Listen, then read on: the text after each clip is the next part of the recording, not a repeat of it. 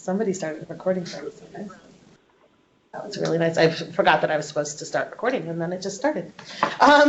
So someone on my team nicely did that. Who knows who? And then vulnerable populations as well as the third group that are within the Veterans, Seniors, and Human Services levy. Oh, come on. Frustrated. All right.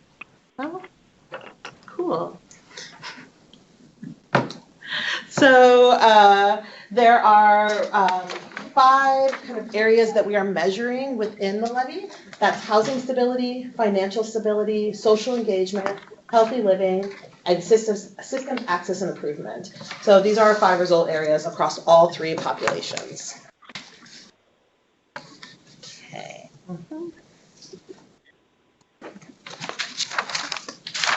Not too tiny like that. So I want to say a couple things about communication during an open RFP. These are standardized throughout our Department of Community and Human Services. And our goal and intention here is to provide equal access and information to everybody applying. So that's the intention behind these. So the idea is like, just because you have a particular relationship, you don't necessarily get to have extra access, that we want to make sure everybody has access to the same information. So what that looks like is that this is the only opportunity that we have to be able to have conversational questions about this RFP while it is open. Any other questions that folks have as you're going through and looking through the application after this, you'll have to submit in writing.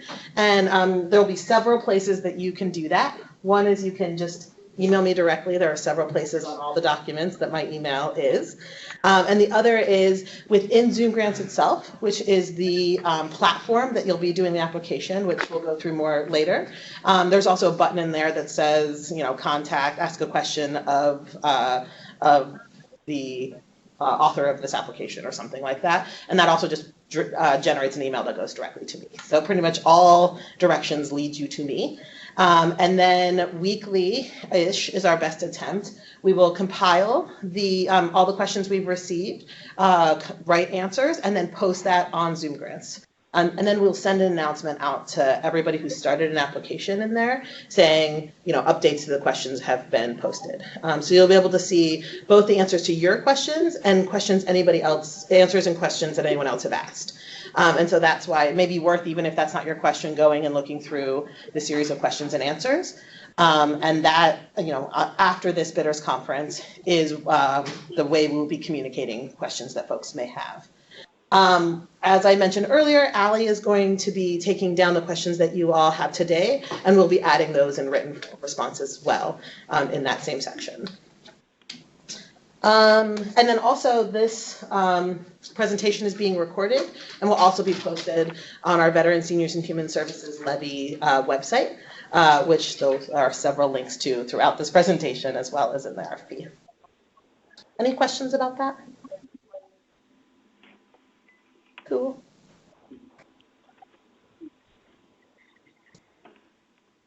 As if you've already read the application, you will see that King County has a deep, both broad and kind of ongoing commitment to equity and social justice in all areas of the work we do. So that looks like how, from the place of like what words we put in the RFP, our decision-making process, how we reach out to folks, providing technical assistance support for folks who are, smaller organizations or new organizations that need help. There are a number of different ways that we do that and infuse that throughout the process. And we understand that our community partnerships never end, so that we understand that this kind of RFP process is just somewhere in the middle of a larger vision of these strategies. So many of you all attended the community planning sessions that we had for this strategy earlier this year. So that was one way in which we got feedback from survivors, from community providers, from community members about this work we're doing around gender-based violence and what direction we should take. And then after this RFP is done, we understand that that connection and that community relationship continues forward. So it's at all levels that we do that work. Yes. So the RFP itself. So I'm just going to read the words, so if folks have not had an opportunity to check out the Veterans, Seniors, and Human Services Levy Implementation Plan, there are a number of different links to that. There's also a link within the RFP itself. I highly recommend giving a high-level overview of it. It's one of the least boring government documents I've ever read. I think there's really wonderful both policy and kind of visioning and leadership stuff that's in there. And so these words actually are directly from the implementation plan. So the implementation plan is our department's guidance on how to move forward on these different strategies.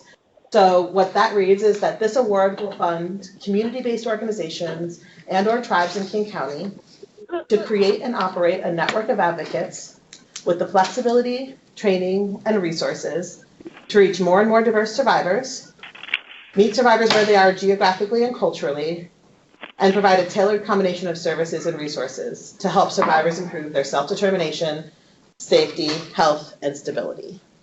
So that's sort of our vision of the strategy and how we're moving forward. So for folks that aren't familiar with mobile advocacy as a concept and as a tool, mobile advocacy is an evidence-based strategy for supporting survivors of domestic and sexual violence. It's survivor-driven, trauma-informed advocacy that supports survivors to rebuild control over their lives.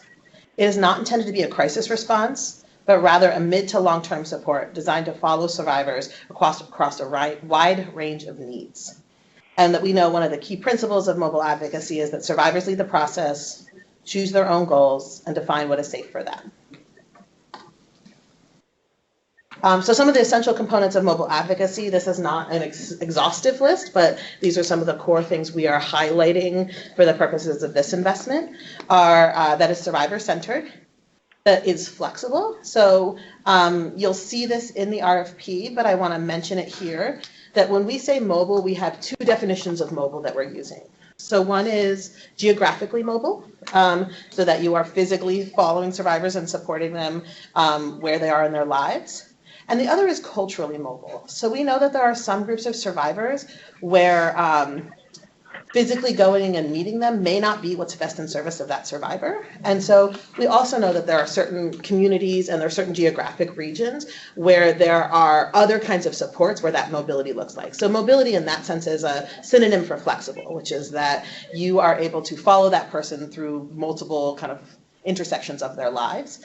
And we're not requiring that everybody necessarily go and physically be with survivors at all the places. That's the vision of the support, but we want it to be as flexible as possible because we know there are a lot of wide range of survivors that need a lot of different things.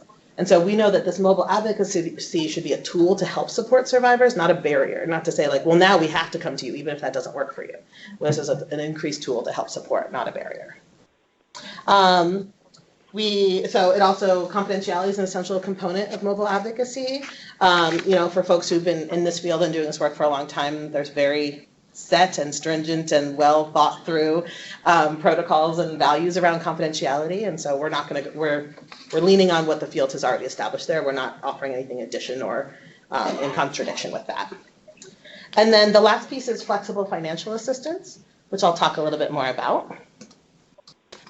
So flexible financial assistance, we are defining that as short-term funds used to address key basic needs and financial barriers faced by survivors receiving advocacy services.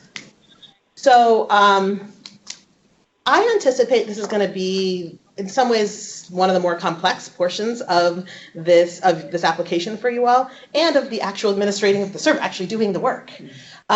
We did not come up with flexible financial assistance. As many folks who are doing this work, there have been a number of different of our kind of sister programs, both at the city and with WSCDA, with the DV Housing First pilot, that have tried out different ways of thinking about this flexible financial assistance. And so for programs that have been trying that out, they're very aware of kind of the learning and growing that we're doing as a field in that area. And for folks who have not had an opportunity to use these, we will, if folks are awarded and have not done this, we will be supporting them with tools and other things to think through this. So we have intentionally left the parameters about that pretty flexible in this RFP because we anticipate a wide range of programs applying. We anticipate programs who have well-established mobile advocacy programs, who have been using flexible financial assistance for a number of years.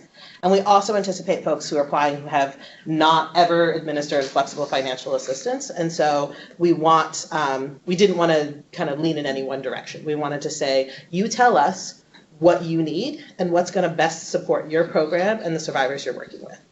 And that is sort of that is a North Star throughout this entire application. When in doubt, if you are not sure, you tell us what you need. We are not trying to create a labyrinth or a trick for you. We are trying to get information from you all about who you're working with and how you think you can best support and serve them. And you are the experts in your own field and on your own work. And so if you're unsure, please tell us. Please describe, kind of show your work about what you need and how that's going to best serve the folks you work with. And we will work to lean into you and to be flexible to the wide range of applications that we get. Yeah. How limited is the information if we are looking into confidentiality part of it to tell the story? You should not write anything in the application that would break confidentiality. These are anything that you submit to us are government documents that are open to public disclosure. Okay. So anything you share with us, you should know anybody could get access to. So you should always share things that are appropriately vague or appropriately edited, so that no one could defer who that person is. All right. Yeah. So I'll say a couple more things and then I'll open up for questions about in just this moment about flexible financial assistance. So I will say that it's a little bit of an experiment to not give you all parameters about how much flexible financial assistance to ask for. My hope is that you all ask for enough. And if it's, I'm not actually worried, and I will say this, about folks asking for too much of this in proportion to your ask. One of the tensions about flexible financial assistance is that one of the learnings of programs is that it can be complex to administer and it can be complex to monitor. And so we are very aware of that, and we are going to lean into you all, and we are going to work with you all. Also know, for folks that are awarded, there'll be a couple of decision points along the way where you have opportunities to make adjustments to your contract. So if we're in a position where you have asked for way more flexible financial assistance than you think you can actually steward, there will be opportunities to make adjustments to that. So know that when you are submitting your budgets, those are estimates, and those are not something we're going to lock you in for all time to say, great, you asked for that amount, now that's what you're locked into. After we issue the awards, there will be a period of time where there'll be functionally a contract negotiation. So we will share with you all, great, you're awarded, congratulations. And then we'll enter in a period of time to say, are there adjustments that we need? It's likely that programs will be awarded some portion of what they ask for. That may or may not be true. It kind of depends on the picture and the whole. And so then we'll talk about, what adjustments need to be made. We'll start setting an actual real budget versus the kind of estimated budget. And so in that period of time, or at future times, we can start talking about, is this quite the right fit for you? So when you think, which actually is, nope. Somewhere there's a thing. So when I get to the budget section, I can talk a little bit more about that. But the intention right now is for you to tell us an estimate. So that proposed budget that you give us should be, you don't have to be down to the exact penny. It should be closer to kind of your best understanding of what your program needs. But we'll have an opportunity to make some adjustments to that. Questions about flexible financial assistance at this moment? Cool. Oh, maybe folks on the phone turned down. Oh, that's a good. And I will just pause for a moment. Are there any questions from anybody on the phone from anything up to now?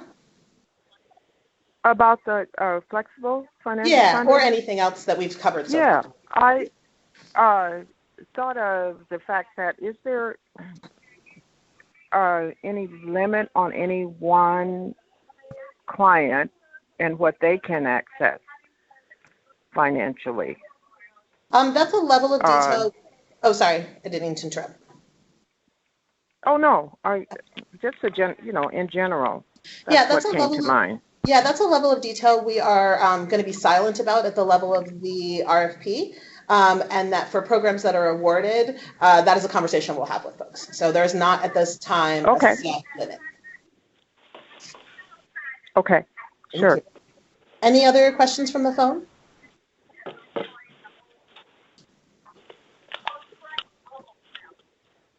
All right, phone folks, I'm going to turn down the volume on you for a little bit, and we'll come back to you if you have more questions. All right. So there's a section in the RFP that talks about veterans, service members, and their families. And I just wanted to highlight that because I think it might be a little bit confusing on a plain reading. So as I mentioned in the beginning, there are 3 populations that are highlighted across this levy.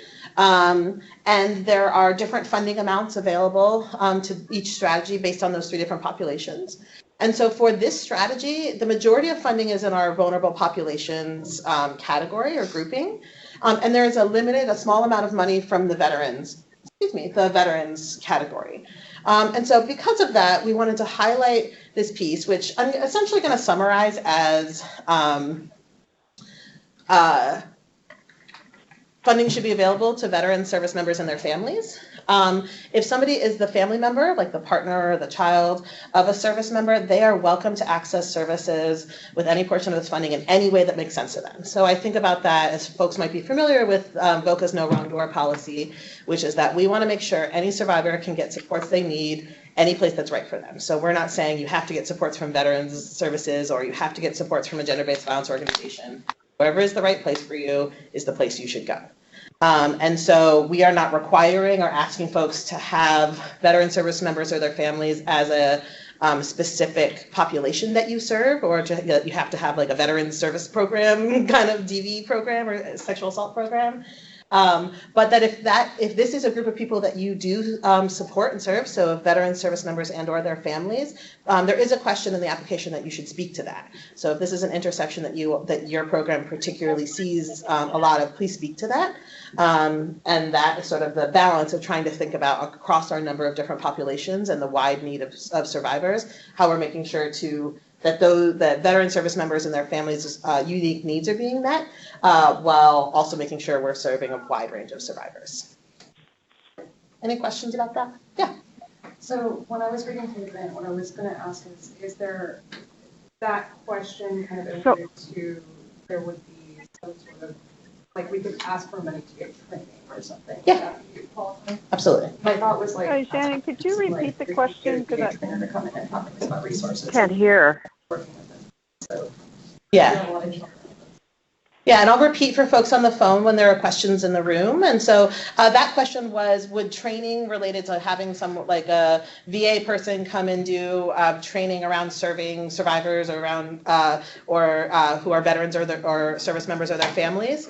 And the answer is yes, that's absolutely one of the categories that could make sense for that, is to receive more training on how to better understand those intersections. Shannon, is it okay if we can just, because I could not, there's a glare, I can't see the. Yeah, I'm wondering if maybe one of my, thank you, I'm right there. Oh. I appreciate that. Thank you, appreciate it. That would help. Thank you. Please. Thanks, that side, what is that, South Side team? There, that's. Yeah, of course. Just pausing There we go. to, Thank you. does that work? I think we're good, Amaranth, thank you. I think that'll, no, I appreciate your help. You see better. Cool, thank you. Thank you. I'm gonna move forward and then, oh yeah, Catherine. Could you just say just a little bit more when you have a family members that intent of this money is like the survivor, or how wide does that go? Any person that is a survivor, and they can be a veteran or a family member of a veteran. Okay. Or active service member. So if they are a minor child and they have witnessed, not necessarily then. Yeah, this money is intended for primary survivors, but primary survivors of any age. Can I ask one other question? So may I?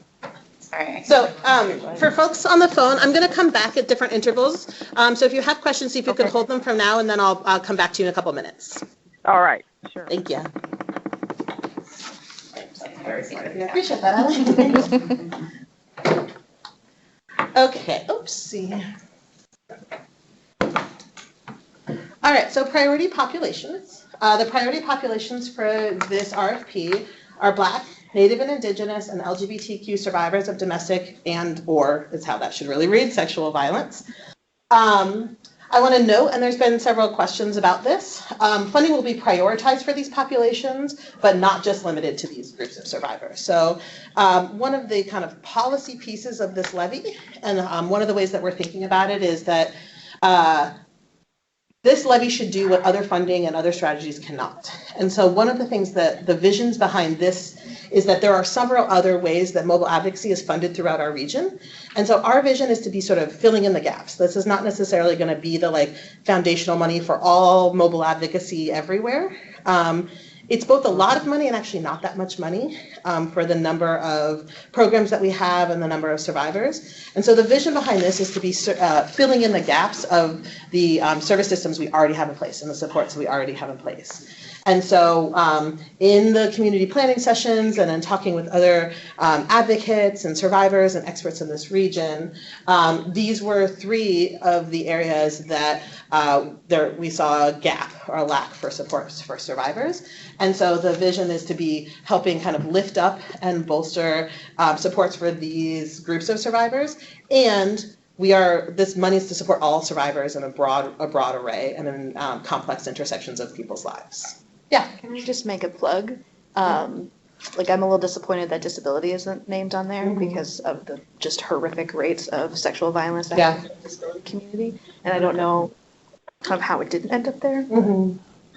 Same thing. Yeah, I appreciate that. And one of the things that we invite people to do is that if there are groups of survivors that you're working with that have unique barriers, to please highlight that and please include that in your RFP. And so that's the same piece is that these are not limiting, these are kind of prioritizing groups. And if there are other groups of survivors that have unique barriers, please make that case. Please share that with us. Please tell us about that in your application. Any other questions about priority populations? I'm going to go a couple more slides and then we'll pause for phone questions. Scope of work. This is just copy and pasted exactly from the scope of work in the RFP. So the vision is providing direct, flexible, mobile supports to survivors of domestic and/or sexual violence in King County. Provide flexible financial assistance. Support survivors in system advocacy. Utilize trained advocates specialized in serving persons who've experienced sexual and domestic violence, and in all of these ways. Oh my God, the kids are going to go outside. It's going to be so cute.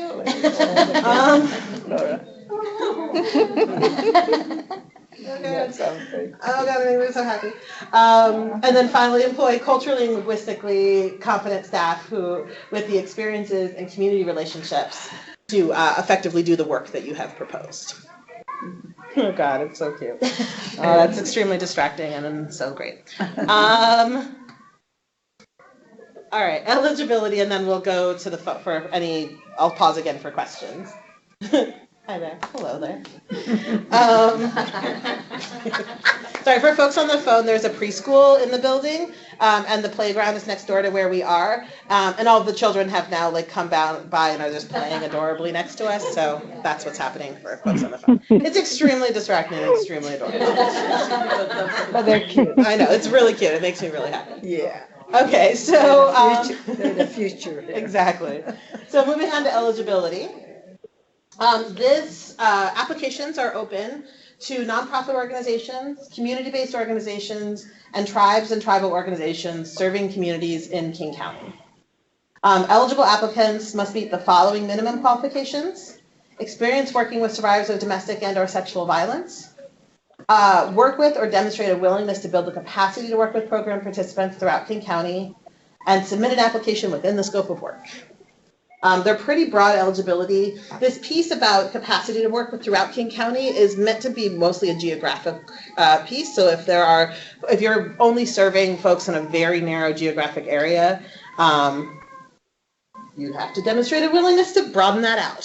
So that's kind of the intention about what that building that capacity piece is the vision is particularly because this is mobile advocacy, that it is available throughout, so survivors throughout King County, and is really meant to be broad geographically throughout our county.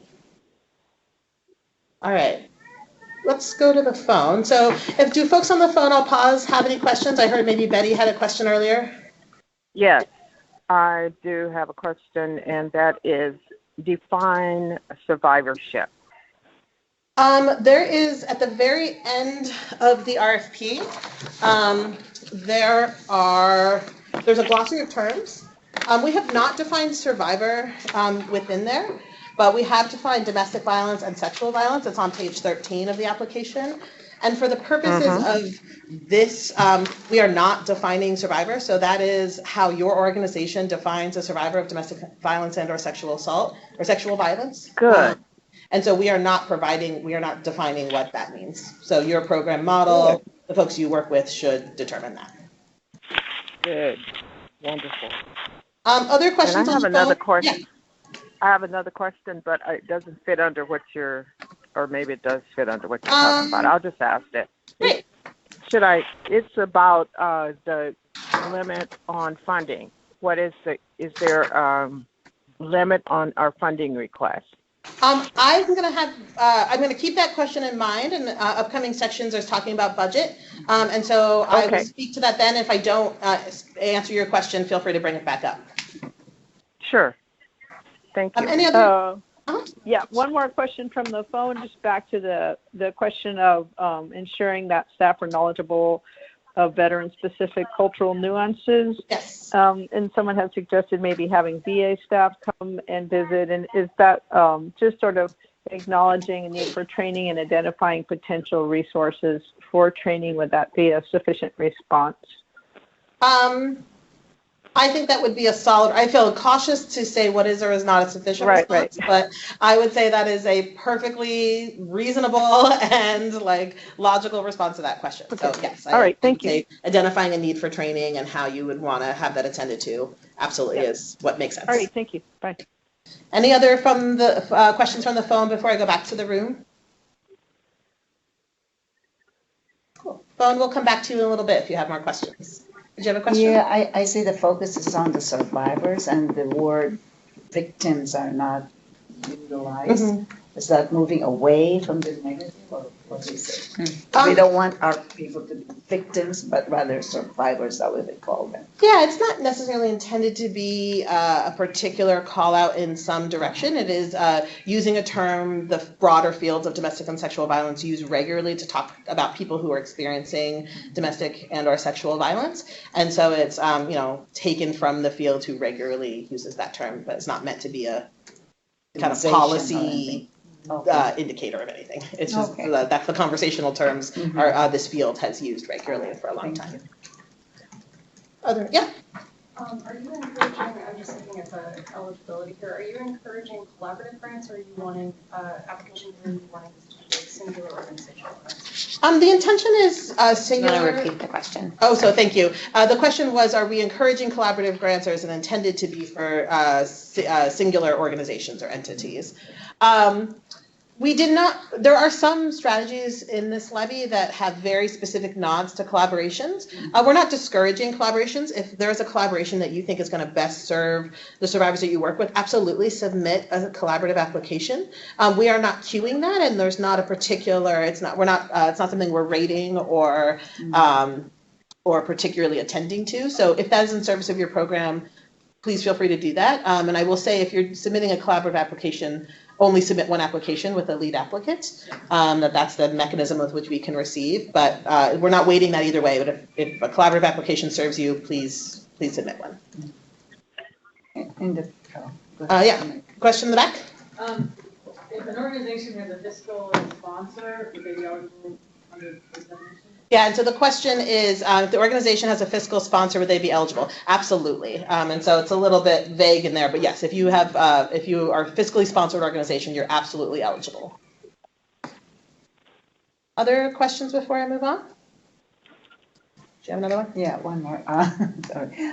You mentioned about collaboration. And my thinking is, in order to maximize resources, is there a way that there's in the future maybe like a potential partners or for some of the organizations that are working for and the same cost of that similar. Yeah, we highly recommend and encourage collaboration among awarded entities. That there are quarterly, I believe, VSHSL provider meetings that folks will be required. I think it's required. I think you have to come to attend, and those are for across the entire strategy. We are not requiring or asking providers to meet related to this strategy. There are other strategies related to gender-based violence that do have more collaborative kind of sections as part of the asking the awardees to meet together. The feedback that we heard from folks is that there's a lot of meeting and coordination already.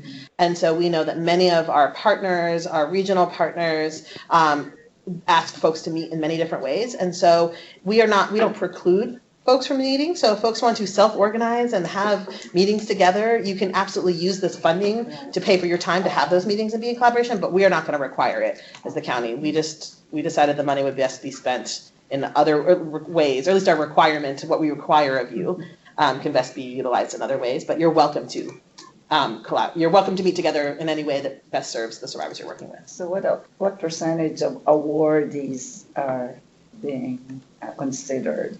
Number. We don't so the question was what percentage of awardees. We don't know how many total applications we'll receive. And it really depends on how many folks apply and how much folks ask for. So we don't have a preset number of applications we intend. The reality is that we're hoping for folks to robustly fund their programs. And so we are much more leaning in the direction of a handful of robustly funded folks than than everybody who just gets $50,000, because that's not what the strategy is. The strategy is robust support for survivors and well-resourced programs. So realistically, we can probably fund 3 to 5 applications with the amount of money that we have. But that's more just like how math works and not a preset number in our mind of how many we intend. So a little bit is we're going to wait and see what folks ask for and what the need is, and then make our best determination. And there's some more information in the slides about how the awards will be decided. Thank you. So I'm going to move forward and then go from there. So connected, there's a little over $6 million available for the program period. It is our intention to have contract start dates be in September of 2019. That is our best hope and intention. That's subject to change based on lots of things that can happen. And we are doing awards all the way through December 31st, 2023. So because this levy, one of the great things about a levy is it allows for longer periods of funding than sometimes government budgets can otherwise do, than the kind of budgeting cycle usually allows us. And so we are absolutely making good on that, knowing that the stability of guaranteed funding over a longer period of time allows more stability for you all. So we'll be making awards throughout. Basically, it's 4 years and some change that will be made. This is the eligible use of funds are directly taken from the implementation plan. And so it gives you some information about sort of the guiding principles that were offered to us. It is not an exhaustive list. One of the things I'll say that I'm really excited about DCHS and King County funding is that it is a pretty flexible funding. So our intention is to be as flexible as we can to you all and to not provide kind of arbitrary parameters that may not work for some programs. So we're really trying to attend to a diverse amount of programs. So I will say that this is a pretty staffing heavy strategy. And so we understand likely folks will be pretty heavy on their FTE asks or full-time equivalent asks. But if you're an organization that is swimming in FTEs from other funding, we are not requiring you to robustly fund FTEs here. This money could be used for other kinds of things. It can be used for your administrative overhead. It can be used as part of administering the flexible financial assistance. It can be used for transportation costs. It's pretty broad about what we can pay for. And so propose a budget that is going to be right based on the complex needs of your organization and the survivors you serve, in service of the scope of work. So, if you're proposing something that's like totally outside the realm of what you would need to do mobile advocacy, like we may have questions about that. But please use the budget narrative. There's a budget narrative in the suggested budget template. Please use that. And this is one of the ways to show your work. And so tell us about what you need and why, and how you came up with that information. What we're looking for is not necessarily a justification about like why you need that, but to tell us how you came up with that and what your thinking is. So the more information you give us about the budget you propose, the better we can help kind of toggle that to the narrative portion of your application. So please tell us if you think like, for folks who have done applications before, if you think you're proposing something that's really far outside the norm, please tell us why. And for folks who have not done that, I would highly recommend utilizing the technical assistance that's available that we'll talk about a little bit more. But all of that is to say, it's back to our kind of guiding principle, which is you tell us what you need. We are trying to be flexible to a diverse amount of programs, which is why there's some places where it's pretty quiet on exactly what we're asking for, because we want you to tell us what you need. I'm going to go through a couple more of the money-related pieces and then pause again for questions. Capacity building funds. So this is the first time we are including this section in one of our VSHSL levy applications. So if you've applied for other funding, this will be new to you. So capacity building funds are a small pot of additional funds that we have on top of the $6 million. That are intended for small and growing organizations to be able to get the support they need to establish their program. So the definition as given to us by our implementation plan is fewer programs that are eligible for these funds must have fewer than 20 full-time equivalents, so FTEs, that's full-time equivalents, not 20 staff, and then less than $4 million operating budget for the prior fiscal year. So those are the parameters of being eligible. So if you are an organization that you think you are eligible and you're interested in applying for the capacity building funds, this is just a cue. This is all in the application, but it could be easy to miss, so I just want to highlight it for you here, which is that there's a question number 8 in the summary questions, and you'll see that in the tab on Zoom grants, is the question where we ask, are you interested in this and how would you like to use it? And that if you do that, we'd also are asking that you include a line item in your budget saying like how you'd like to use or how much capacity building funds are you asking for. Again, this is an estimate. We know it's a little bit of a shot in the dark.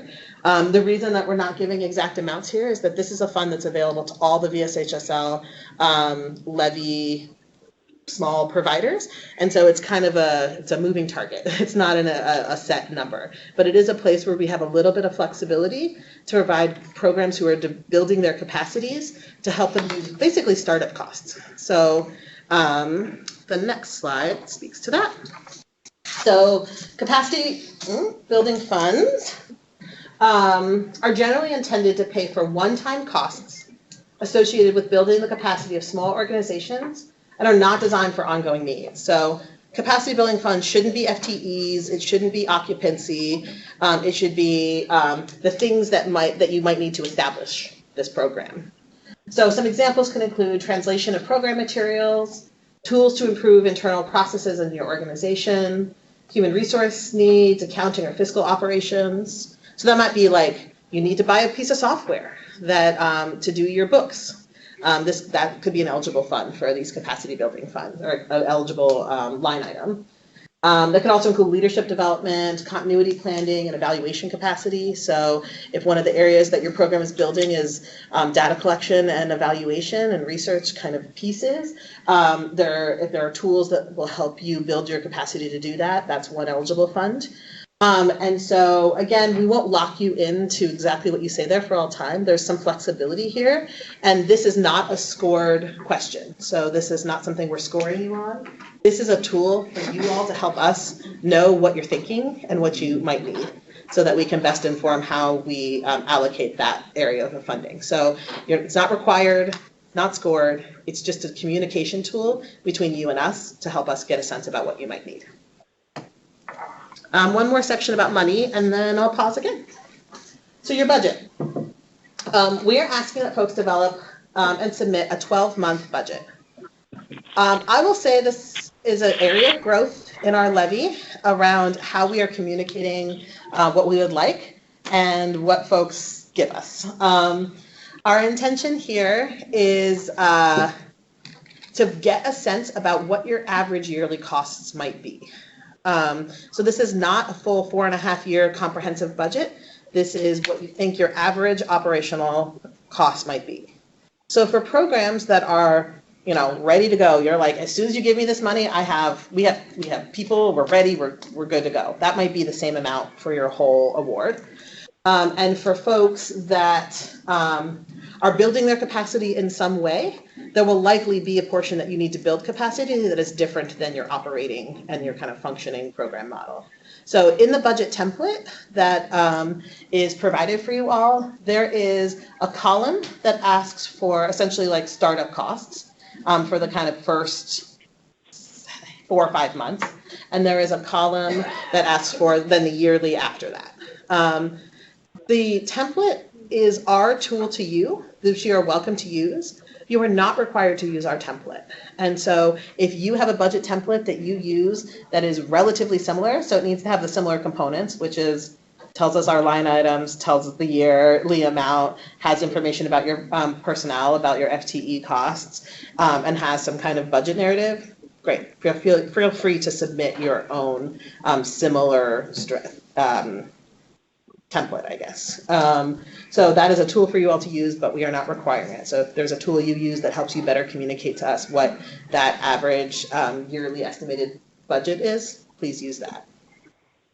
We ask that you think holistically and realistically about the costs associated with your proposed program model. There can be a tension that is about making it seem as though that the cheapest person wins, that the person who can propose the cheapest service model per participant is the awarded folks. That is not a measure that we are using to determine who is awarded. So we understand that there are certain program types, there are certain groups of folks who experience unique barriers where it may cost more money to support those folks. And that's not actually a barrier. That's not a barrier to application. We understand that as a necessary part of serving a diverse array of survivors. So please tell us what you actually need. Don't undercut your own proposal by thinking like, oh, if I just propose it a little cheaper, maybe they'll give it to me. Please tell us what it actually costs to run your program. Because we cannot give you more than you've asked for. And so please ask for what you need. Okay, I'm gonna pause. First, I'm gonna take questions in the room about money, and then I'll go budget related things, and then I'll go to the phone. Are there any questions about any of the things I've covered so far? I think I know the answer, but so one could write into the budget maybe ongoing consultation or training for like specialty populations, like you said, for vets or active duty members, but for other like populations. Yeah, absolutely. Yeah. The capacity building funds, will they be allocated at the start of the contract, or are you waiting to go through a whole bunch of ESHS procurements, see what the needs are, and then sort of split it out? That is a great question that I will have to get back on. That's a great question.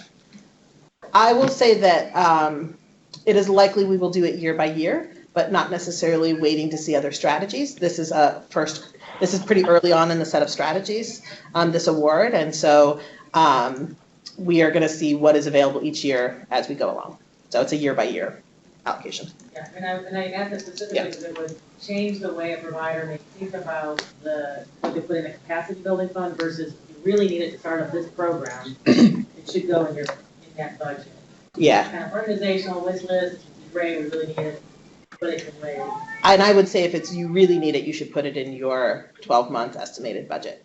And the capacity building funds are sort of like, they are not the essential thing you need to run your program. They are like, we would be able to build up faster and more efficiently and better in service of our model if we also had this other tool. That's what capacity building funds are. It shouldn't be the essential things you need.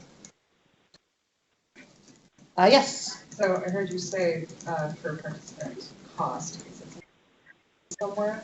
Oh, so the question is about if we are requiring a per participant cost. No, absolutely not, because that is a hard thing to estimate. And so in the next section, I'll talk about what we will be collecting. So we'll be collecting information about number of participants that you serve, but we're not requiring, that's just not how this is set up. Yeah, no, I'm very happy that that is not the case. Yeah.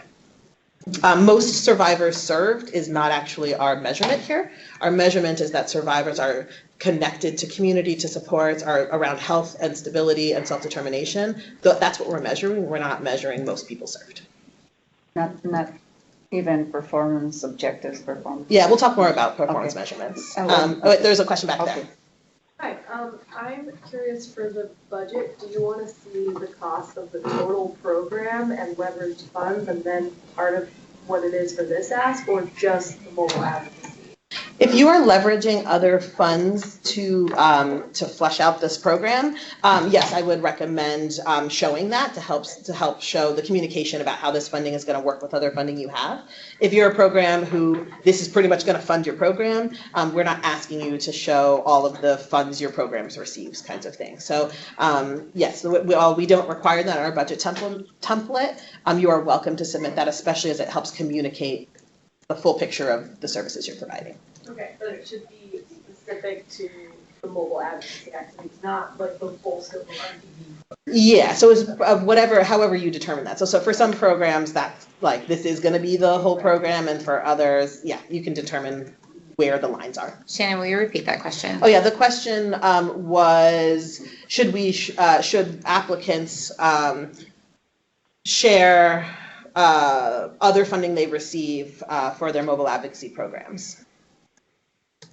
You had a question. Yes, the $6,035,000 funding that's available, is that for the 3.5-year period, or is that an annual? That's across 4 years and 3 or 4 months. 4 years. Yeah.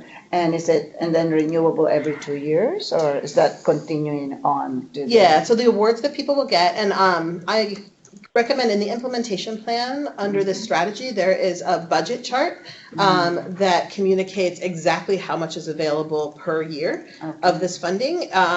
For this, the entire levy has a slightly rich 2019 problem, which is that because we're doing all of these RFPs in this year, we tend to be a little rich in our first year. So there's $400,000 for those 4 months. And then going hard. I was loving the costume. And so, sorry, just refocus.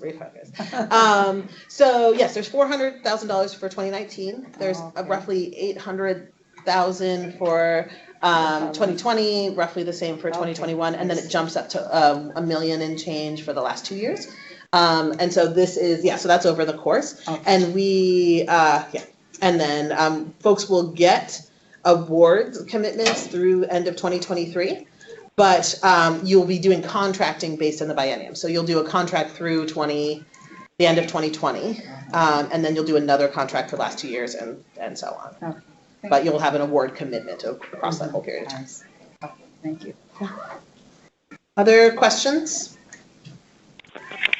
Questions from the phone? I have a question on the phone. This is Bonnie Olson.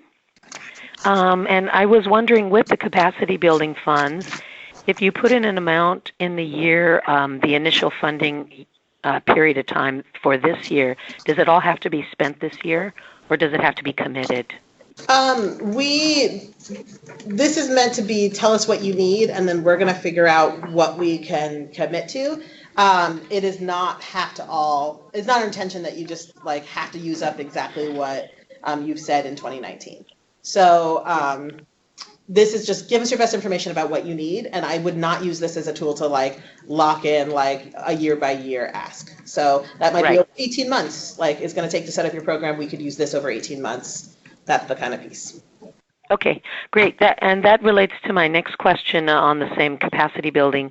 If it is a small organization that say has multiple sort of administrative capacity needs, could they put in an amount in the annual request that maybe in year 1 they might do some leadership development, in year 2 they might do board development, or or data upgrades, that sort of thing, could they have an amount per year Yes, for absolutely. capacity building? Okay. Yeah. So Great. the capacity building fund should be thought of as a small additional pot of money to help round out needs that the regular budget may not be able to afford. But people should Right. absolutely include what they need in their budget there, including if that's training, kind of the support to build the capacity to do this work. That's absolutely available under this fund, under this application. Great. Thank you. Other questions from the phone? Yes, I have two questions. Again, I'll bring up what's the ceiling amount that we can request, Oh, yes. and also, Yes, go on. And I wanted a sense of how many survivors we're expected to serve, and you touched on that about it's about connecting them to other services and providing resources, et cetera, and as well as services. But is there an expectation over the course of a year as to how many we can, serve? So I'll answer. Are we expected to serve? Great. So I'll answer the questions in that order. So, or maybe in reverse order. Okay. That's how my brain is going to work. So we are not. Okay. We do not have a minimum or survivor served expectation. We understand that there's a broad range, and so please do the best in your application to tell us the survivors you serve, the kind of scope and capacity of your program to serve survivors. But we're not asking for we think we're going to serve 200 survivors for this amount in this period of time. We want a sense of your scope and capacity, and we'll be collecting information about how many survivors you serve, but it's not a required, we're not measuring how many survivors folks are serving as part of our rating criteria. Okay. And then how was the question about how many or how much you could require, or how much funding, right? Okay. Yes. We don't have a maximum asked. So ask for what's appropriate for you. Everybody could ask for all the money if they want. Everyone's not going to get all the money, but just to say that we don't have a maximum ask that folks can. So ask for what you need, and we'll figure it out from there. Any other questions from the phone? Thank you. Thanks. All right, I'm going to go back to the room. Yeah. This is sort of off topic. Will awardees be expected to serve as mandatory reporters or permissive reporters, or is that defined? Awardees will be expected to align with the requirements of their field. So we are being quiet on that. We are not creating additional expectations beyond what either as if you are a DV provider, an SA provider, what the state's RCW outlines, or if you work under some kind of licensure, what your licensure and your organization outlines. So each organization should have an understanding of what confidentiality means for them, how they're aligned with the state requirements and various licensures. But we're not asking for anything more or less than that. I'm going to move forward to the end of the slides, and then let's do rapid fire question time. Organizational equity chart. I'm highlighting this. This is the first time we are trying this. Oh, I see your faces. It's okay. It's going to be fine. So this is a tool that we actually borrowed from the Social Justice Fund Northwest. They use this tool in order to, as an equity measurement, to be thinking about this, to be realistic, like a tension between who you serve and who is in various levels of leadership at your organization. And so the intention behind this is to get a sense of what does the organization look like at all levels. And so folks will be filling this out again in Zoom Grants. There's a tab that just has a very simple table. There's an example of that table in the narrative questions. I think it's question 13 that's there that folks can see. You don't have the questions in front of you. I just printed the first part because there's a bazillion. You can find those online through the link there. And we ask that you be mindful to use the language that people use to identify themselves. And if your staff, leadership, or board, for whatever reason, is not comfortable in providing this information, you're welcome to mark unknown. So this isn't supposed to be a trick. This isn't supposed to be like the most strict demographic information we have ever collected. This is for us to get a sense in a broad way about what your organization looks like across a number of different categories. So please be thorough and accurate, but also like don't kill yourselves over every last little detail. Like, so again, reflect how people identify themselves. And if there are folks who don't feel comfortable providing that information, then tell it that's unknown. And just take a deep breath and it's going to be okay. I see that this is sometimes stressful to folks, and it's a tool for us to help us understand the full scope and breadth of the organizations. Yes? This might be a little out of the scope of what you can answer, but I am curious, what I've heard over and over again in a lot of these sessions is things like, we want to make sure that these services are survivor driven and survivor led.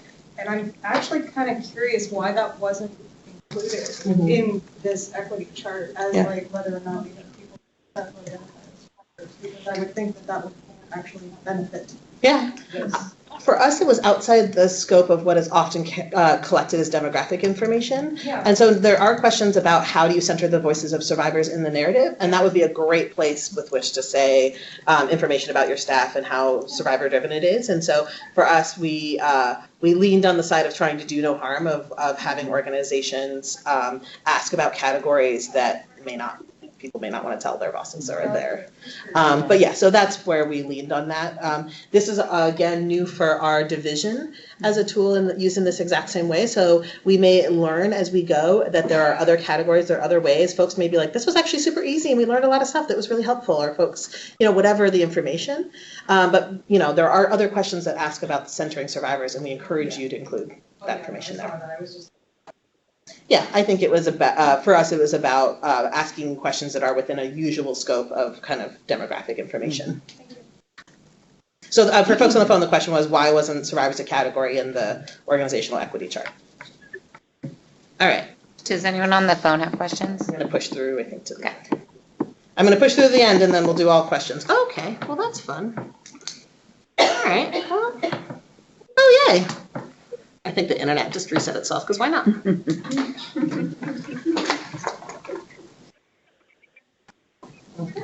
All right. I know, that's interesting. Okay, back to that.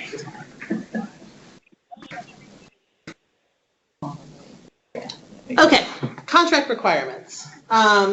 These are all in the RFP. So we are not going to require folks to submit an evaluation plan as part of their application. If you have a robust evaluation strategies that your organization uses, please share that with us. But they are not required as part of the application.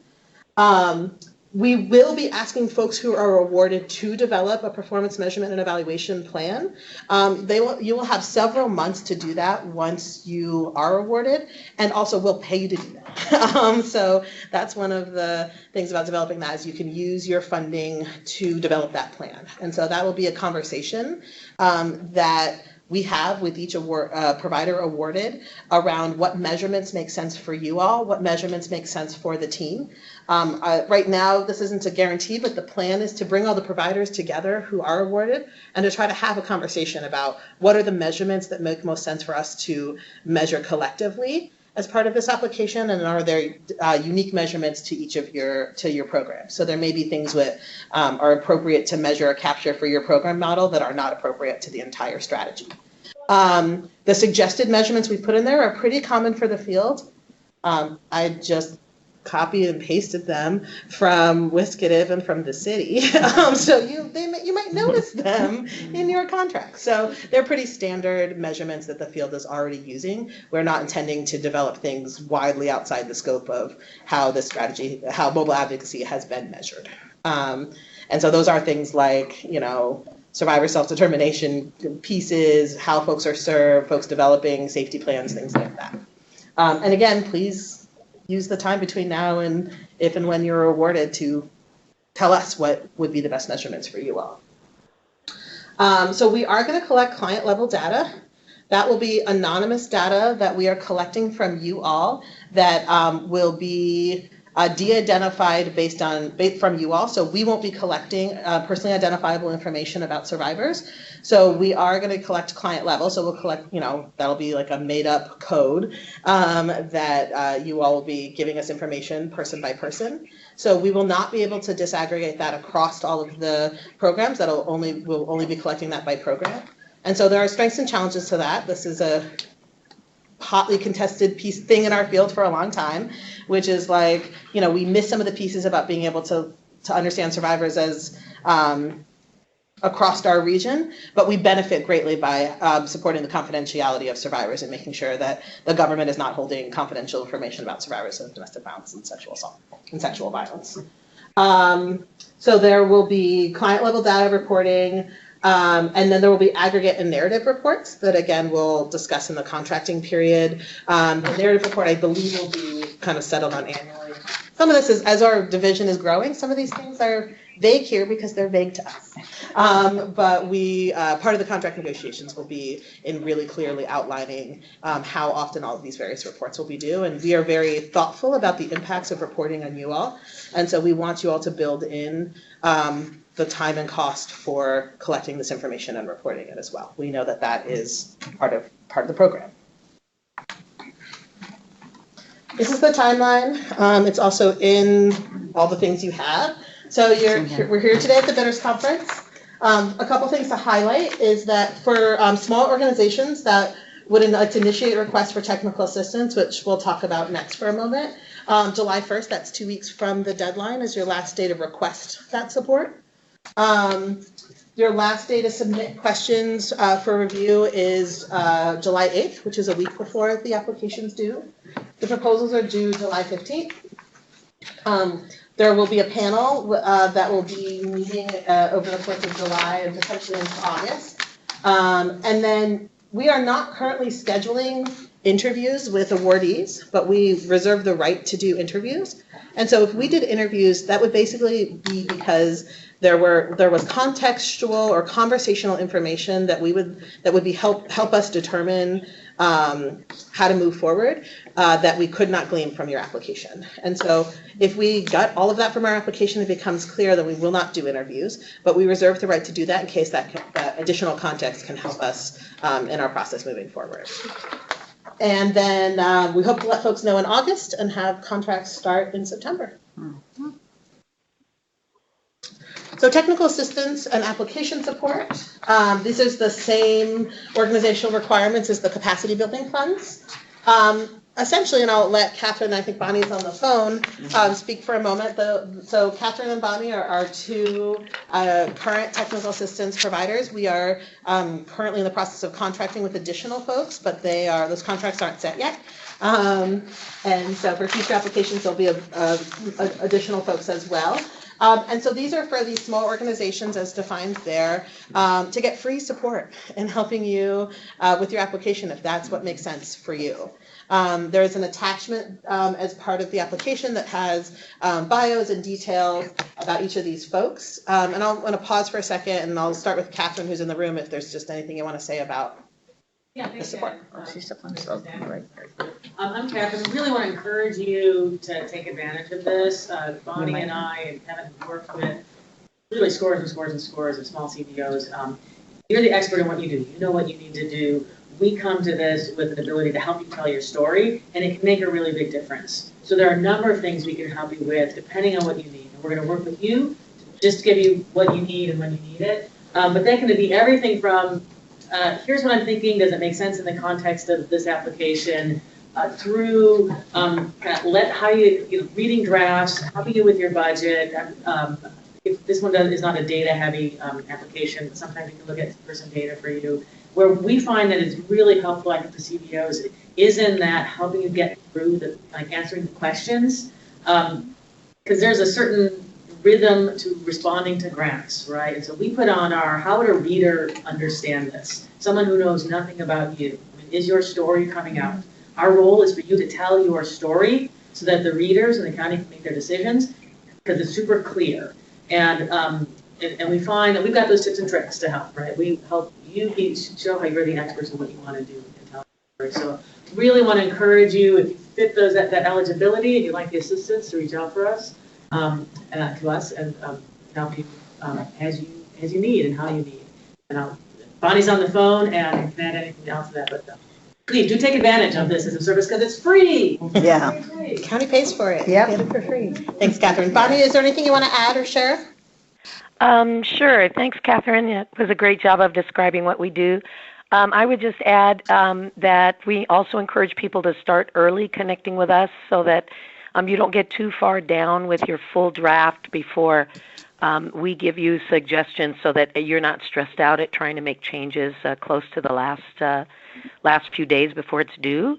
And also, because this RFP has the capacity building funds, we may be helpful in helping you sort out and decide how do you want to use this opportunity, what are priority needs you might have administratively to get your organization in a stronger position to fulfill all of the requirements of this and the long term. So we can be helpful in that way too. Thanks, Bonnie. So I'm going to power through the last couple pieces and then take final questions. Selection process and rating criteria. So proposals will be reviewed and rated by a review panel. The review panel will be a combination of folks with expertise in this field who also don't have conflicts of interest, which is a little bit of the challenge, right? As many of the experts in this field will be applying to this grant. So that our folks both from some of our regional partners at the city and other areas of government, survivors themselves, members from communities, King County staff, representatives from King County council members who attend and participate in many of our panels but are non-voting members. So i.e. they read the applications, they weigh in, but they don't rate and score applications. You can find the rating criteria on page 12 of the application. And then ultimately, the final decisions will be made by King County DCHS leadership based on recommendations made by the panel. So the final decision maker is Leo Flor, who's the director of the King County Department of Community Human Services. Zoom grants. So if you have not applied for potentially a Best Starts for Kids or another VSHSL strategy, this is the platform with which we are receiving applications. A couple of tips about Zoom grants is please go in as early as possible and set up your account. It's pretty easy to set up the account. A lot of it is user-friendly. It is not the prettiest platform you have ever seen in your life. That's a little clunky, but seems to get the job done. Please don't wait till 11 p.m. on July 15th, is that our final date, which several folks have done and then run into technical problems. Please don't do that. I would hate that. I want you to get your application in. So they are due by midnight, so the system automatically closes. I think actually at 11:59, the system automatically closes on that day, so you technically have till that moment to submit your application. If you are in the situation where it is 11 p.m. on July 15th and you are having problems, there's a frequently asked questions section on Zoom grants that attends to most technical problems. So I very likely will not be on my email, and I think actually cannot respond to you at 11 p.m. By our procurement rules. And so one of the things to know, a tip we have learned so far, is that if you're having a hard time copying and pasting information into Zoom grants, so it's basically got like a kind of like a Google form where there's a question and then there's like a little block where you can respond, is because sometimes it does not allow you to copy and paste formatted stuff. So if you just keep having like a forever saving dial, it's because it doesn't like that you've copy and pasted a bunch of formatted things. But I highly recommend on Zoom grants, there's plenty of places where it says, are you having a problem? And there's like a technical, frequently asked questions document that Zoom grants provide that pretty much attends to all of those usual things. So if you do it early, you get to work all of that stuff out. And there are people at Zoom grants and working hours that are happy to help you. But I just wanted to share that with folks, that is one of the pieces that can be not as much in our control at King County, and so to cue that up for you. And are there any other things about Zoom grants? I don't think so. This is what it looks like. There's a Zoom Grants University, and they're really responsive, so please use them. And then finally, these are the kind of helpful links for folks that are in many, many places. That's all of my slides. And then I'm going to open up for questions. Let's go phone first because it'll be a little bit easier. So are there final questions from folks on the phone? This is Bonnie. I did have one other question. I'm not sure if this was covered in the beginning of the presentation that I missed, but you want people to, do you want every applicant to have the capacity to serve countywide, or what if a provider is specifically geographically limited for a reason and want to just deepen their population reach within a geographic area? Is that allowed? Yes, the question allowed is, the word allowed is the hard part. It is our intention to have these funds serve the county broadly. And if there is a specific provider who, for whatever reason, serves a geographically specific location. So one of the examples of that I could think of are the island communities or tribal communities that are that may be geographically located. Those are examples of folks that may have very specific geographic needs. Right. And we absolutely want them to attend to that. We don't want to force folks to serve folks that are outside maybe their scope, but the funding wide, we want to ensure that folks are being supported across the county. So if there's some reason where geographic specificity is important to your program, please outline that in the application. Great. Okay, thanks. Any other questions from the phone?